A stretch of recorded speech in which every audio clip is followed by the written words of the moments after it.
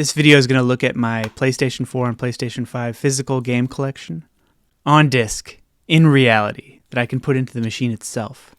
That huge boxy looking space age thing that you shouldn't place a drink on.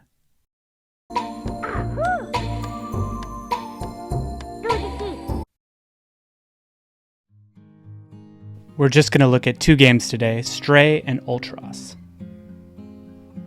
The first game we're going to look at is Stray, where you get to do cat things like scratch stuff, knock things over, and meow. Humans created a world that is now no longer populated by people, but by these people-like robots. And the remains of waste and technology and corporate attempts to clean up are still causing issues. This weird world is seen through the eyes of a cat, and that's what makes the whole thing so charming, fun, and unique.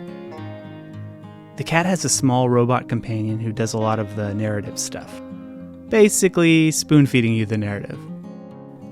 And let's not mess around here. The fact that this thing is about a cat is what made it so popular. Clearly that's why it exploded. It's something that people want to do, to play as a realistic cat. There's adventure parts, and story parts, and chase parts, and puzzle parts, and combat parts.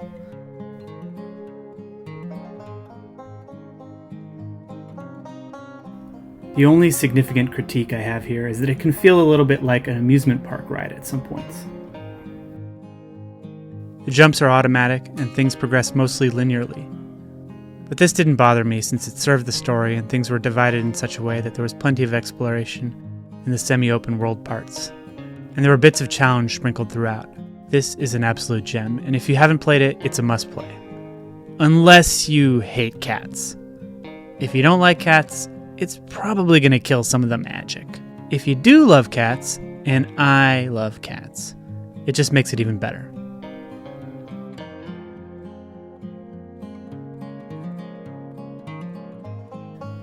As a side note, the YouTube channel 64bits did an amazing video of Stray as a Gameboy game, where they redid the intro sequence in that green, classic Gameboy quality. A very enjoyable short animation that I recommend checking out. The second game I want to talk about here is Ultros. Ultros is an amazing indie game in the Metroidvania genre that I did a review about a little while back on my channel. Just like any Metroidvania worth its salt, it has progress blocked parts at the beginning until you unlock new abilities that you need to move forward. The difference here from other Metroidvanias is a sort of time loop mechanic, as well as gardening gameplay and the psychedelic art and atmosphere. The core mechanic of the game, which I said was kind of like a time loop, is probably even better described as a memory wipe, or maybe even a regrowth. You start fresh at many times during the course of the game, but things you did previously do have an effect on the world. Plants grow and things progress. Speaking of plants, they're awesome. This game is all about these exotic alien seeds that you watch grow into these big, weird plants. They can change the way you traverse the game, or even give you various benefits. And they're one of the ways you get access to new areas.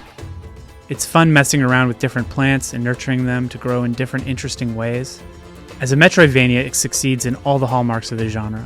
Combat is super fun and varied, and provides the perfect level of challenge. And though you do lose your abilities in the next loop, you can lock these abilities into place and keep them for the next loop using special items called mnemonic fungi. Fungi? Fungi? Pick your poison.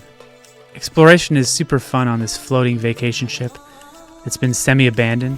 The ship is populated by some alien characters, flora, fungi, and fauna. You can take a violent path, or you can feed the creatures in the game and make them love you. Sometimes treating the creatures well can be to your great benefit. The game does also have a story, but it's cryptic as hell. Where this game really excels is the atmosphere. The atmosphere is just overall awesome, with amazing sound design, music, and art. In fact, I bought the vinyl soundtrack for this. That's how much I like this game. The game doesn't have much replay value after beating it, I'd say, unless you want 100% it, which is actually an insane feat. The Ultros Deluxe Edition came with all this stuff, and the artwork here is magnificent. Love it.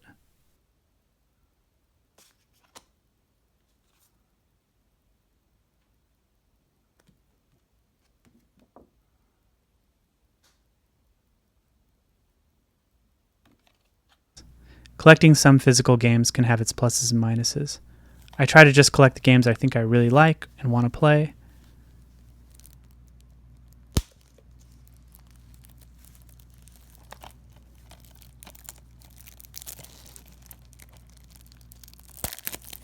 It's nice to own physical games, but it is sucky how they're not always the complete version on the disc.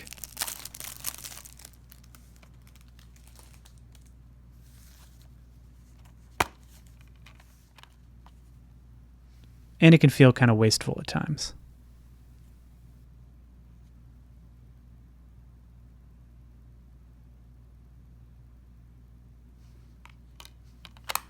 But there's positive and negatives of both ways of doing things, digital or physical.